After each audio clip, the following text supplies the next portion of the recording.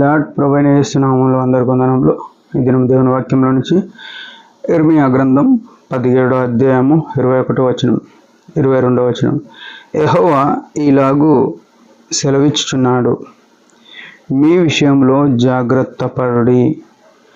విశ్రాంతి దినమున ఏ బరువును మోయకుడి. యెరూషలేము గుమ్మములలో గుండా ఏ బరువును తీసుకొని రాకుడి. విశ్రాంతి దినమున మీ ఇళ్లలో నుండి ఏ బరువు మోసుకొని పోకుడి. ఏ పనియు చేయకుడి. నేను మీ పితరులకు ఆజ్ఞాపించినట్లు విశ్రాంతి దినమును ప్రతిష్ఠిత దినముగా ఎంచుకొనుడి. ప్రియులారా, ప్రభు యొక్క ఇష్టము, ఆయన యొక్క కనికరమును మనం చూడగలుగుతున్నాం. మనుషులు భూమి మీద ఉన్నోళ్ళు ఎన్నో పనులు, ఎన్నో విచారాలు, ఎన్నో ఆలోచనలు, ఎన్నో ప్రయాణాలు, ఎన్నో వ్యాపకాలలో జీవిస్తున్నారు. అయితే దేవుడు ఏమనుకున్నాడంటే, ఆదామునే సృజించినప్పుడే 6 దినములు పనిచేసి 7వ దినమున విశ్రమించినాడు. అది విశ్రాంతి దినం. అయితే ఇక్కడ చూస్తే విశ్రాంతి దినము గురించి మాట్లాడుతున్నాడు. విశ్రాంతి దినం అంటే మనం ఇప్పుడు పాటించే దినము పునరుత్థాన దినం. విశ్రాంతి దినం అంటే శనివారం వస్తుంది. పునరుత్థానం అంటే యేసు ప్రభు సజీవుడై లేచి తిరిగిన ఆదివారం. ఈ ఆదివారం దినము మనం గమనించవలసింది ఏంటంటే, దేవుని మందిరంలో, అక్కడ యెరూషలేములో అని మాట్లాడుతున్నాడు, ఇక్కడ దేవుని మందిరంలో మనం ఎట్లున్నాము, మీ విషయం మీరు జాగ్రత్త పడుడి అని చెప్తున్నాడు. మనం ఏం చేస్తామంటే, వాళ్ళు టైంకి రాలేరు అని వేరేళ్ళని చూస్తుంటాం. వాళ్ళే టైంకి ఉంది, నేను ఎందుకు పోవాలి అని అనుకుంటాం.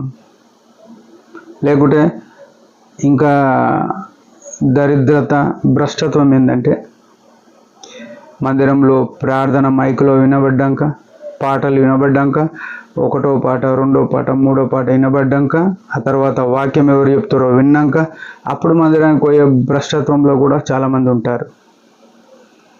దేవుడు నీ కొరకు, నా కొరకు సమయం చూడలే. ఆయన పరలోకం దిగి వచ్చి ఈ లోకానికి శరీరధారిగా ఈ లోకంలో అన్ని మానవ బలహీనతల్లో, అన్ని కష్టమైన, అన్ని ఇరుకుల్లో ఆయన పెరిగినాడు.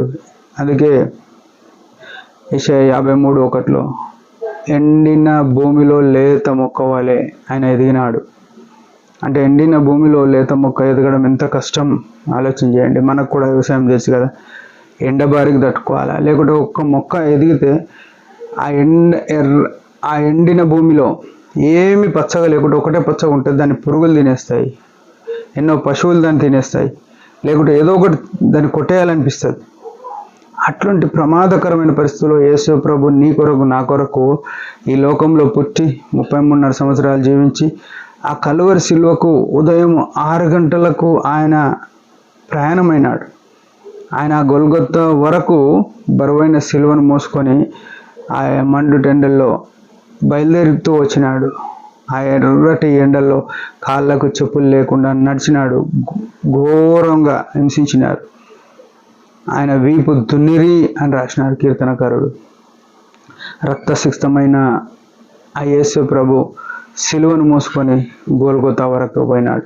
ఉదయం 6 గంటలకు ప్రారంభమైన ఈ సిలువ యాత్ర ఉదయం 9 గంటల వరకు ఆ గొల్గొతా పర్వతం ఎక్కినాడు యేసు ప్రభు. ఆ సిలువ మీద ప్రాణం పెట్టినాడు. 3 గంటలు ప్రయాణం ఎక్కవలసి వచ్చింది ఆ సిలువ, ఆ కొండకు. ఉదయం 9 నుంచి మధ్యాహ్నం 3 గంటల వరకు ఆ శిలువ మీద ఉంచబడినాడు యేసు ప్రభు. మనం మందిరానికి ఎట్లా వస్తున్నాం, ఏ సమయంలో వస్తున్నాం? ఆయన అయితే బహాటంగా శిలువ పడుతూ వచ్చినాడు. మన జీవితాల్లో ప్రభుకు మనం ఎంత సమయం ఇస్తున్నాం, ఎట్లుంటున్నాం, మన సమయం ఎట్లుంది, మన జీవితాలు మనం పరిశీలన చేసుకొని ఆయన మేము కొరకు ఆ విశ్రాంతి దినం, ఆ పరిశుద్ధ దినమును మనం ఏ బరువు మోయక, ఏ పని చేయక ఆయన మేము కొరకు జీవితం. దేవుడి మాట దీవించిన ఒక చిన్న ప్రార్థన. పరమ తండ్రి యేసు ప్రభు నామములో వందనాలు. నిజమే, మేము అనేక సార్లు నీ మందిరమును, నీ పరిచర్యను, నిన్ను మేంపరిచే విషయం అలక్ష్య పెట్టిన దయతో క్షమించండి. నీ చిత్తంలో నడవడానికి సహాయపడమని యేసు నామములో ప్రార్థిస్తున్నాం తండ్రి. ఆమేన్.